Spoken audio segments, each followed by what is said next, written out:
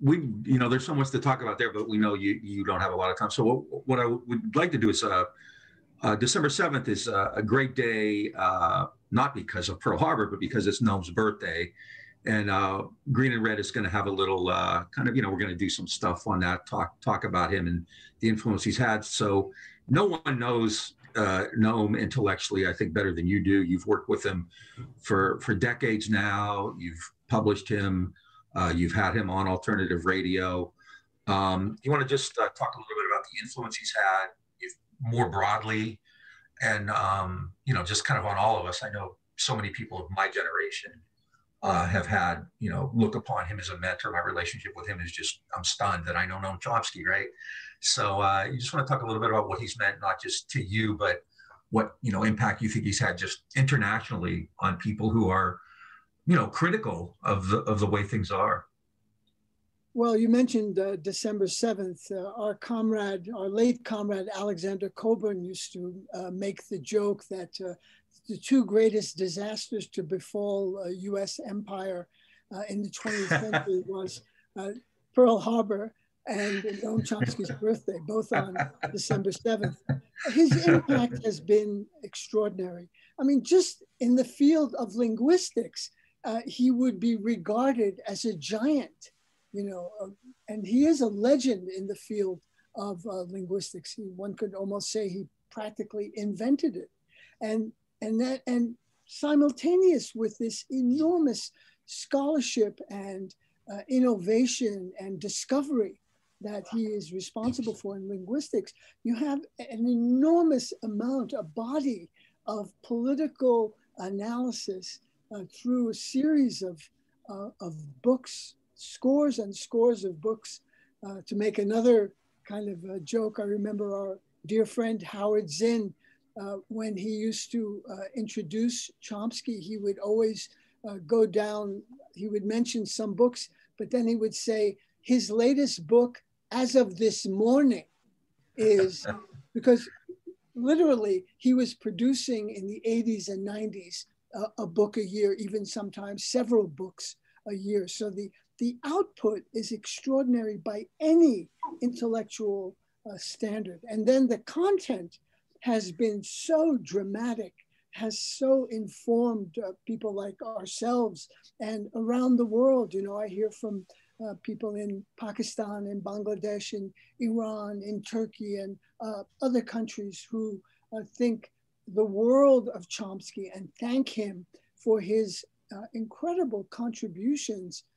And he's a very mild-mannered man. There's none of the airs of the lofty Oxford Don in an ivory tower. There's none of that BS. He really walks the walk and talks the talk. And I'm so impressed. I remember a time, I was in his office. He was giving an interview to a junior high school student for a local school newspaper.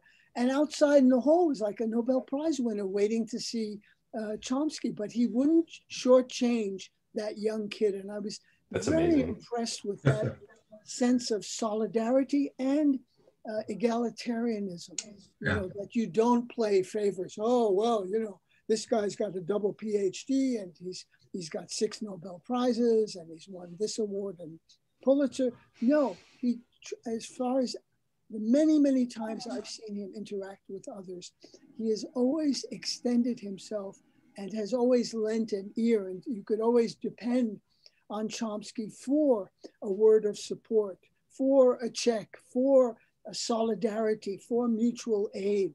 A figure that, rarely comes along in history. And we're so lucky to have had him for so long. And so viva Noam Chomsky. He really doesn't have an ego. I know the first time I actually met him, we had breakfast and I was just stunned, like I'm eating eggs with Noam Chomsky, but he was just asking me questions, just amazing. He wrote letters of recommendation for me. So, a lot of younger people may not know as much about him. And lately he's been getting criticism because he said we should vote for Joe Biden. But I think a lot of people don't realize, what he's actually done. He doesn't just sit around and write books. He's been in the streets of Belfast, for the IRA. He's been in Palestine countless times. Before he came to Houston, he was going to Turkey because his publisher was on trial, and I was afraid they were going to, like, apprehend him, and he wouldn't be able to speak at UH. So I want to talk a little bit about that too, like what he's actually done, because I think people don't realize he's not just some ivory tower intellectual. He goes out there, and like you said, he walks the walk. I remember in Porto Alegre, Brazil, in 2003, we were on a march. There were lots of people there: Naomi Klein, Arundhati Roy, Eduardo Galeano, Evo was there, Chavez was there, Lula. You know, it was a very exciting moment. And we were walking I was walking by with Noam in the street, and people were whispering his name in awe and also reverence, which is something he would discourage, by the way. He does not like any kind of hero worship or exaggeration about, you know, this great man. He's, in that way, I think his lack of arrogance and his humility is really striking. And so we were walking along, and people were just whispering his name, also in gratitude. Thank you for coming and recognizing us by being here in Gaza, in Turkey, where he has lectured in Istanbul, his solidarity with the Kurdish people, with oppressed people everywhere.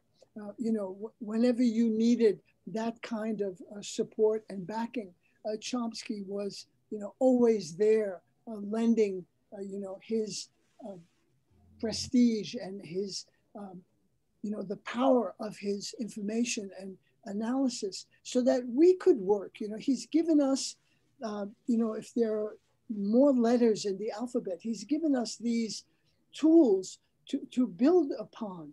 And so, you know, he would not want any kind of false narrative about him that, you know, he's been so long on the front lines.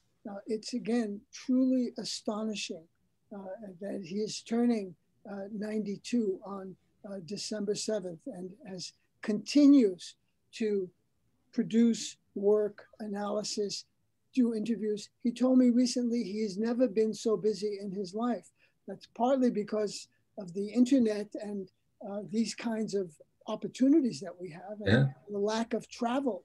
So we're all at home and doing interviews, and he's been making himself available to me and to many others, not just in the US, but around the world, by giving of his time. And he's also, another characteristic of his is his enormous amount of patience.